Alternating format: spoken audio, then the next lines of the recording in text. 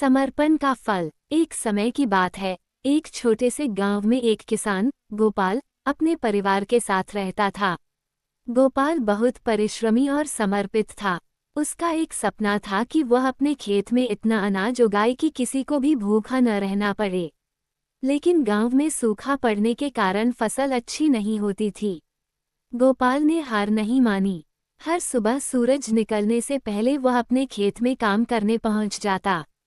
उसने मिट्टी को उपजाऊ बनाने के लिए हर संभव प्रयास किया। गांव के लोग अक्सर उसका मजाक उड़ाते और कहते, इतनी मेहनत करने से कुछ नहीं होगा, यह जमीन बंजर है। गोपाल बस मुस्कुराकर कहता, मेरे पास मेहनत और उम्मीद है, भगवान मेहनत का फल जरूर देंगे। एक दिन गांव में एक साधु आए। गोपाल ने उनका स्वागत किया और उन्हें अपने खेत में मेहनत करते देखा।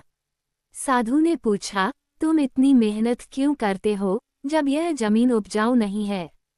गोपाल ने जवाब दिया, मुझे विश्वास है कि यह जमीन एक दिन सोना उगलेगी। मैं अपना काम करता रहूंगा। साधु उसकी लगन से प्रभावित हुए। उन्होंने गोपाल को एक विशेष बीज दिया और कहा, ये बीज पवित्र है, इसे अपने खेत में बोओ और ईश्वर पर भरोसा रखो। गोपाल ने वह बीज अपने खेत में बो दिया और हर दिन उसकी देखभाल करने लगा। कुछ ही दिनों में वह बीज अंकुरित हुआ और धीरे धीरे पूरे खेत में हरियाली फैल गई। जब फसल पककर तैयार हुई तो वह अब तक की सबसे बेहतरीन फसल थी।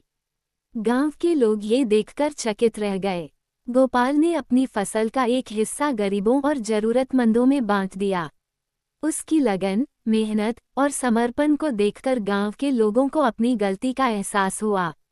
सीख, ये कहानी सिखाती है कि सच्चा समर्पण और मेहनत कभी व्यर्थ नहीं जाती।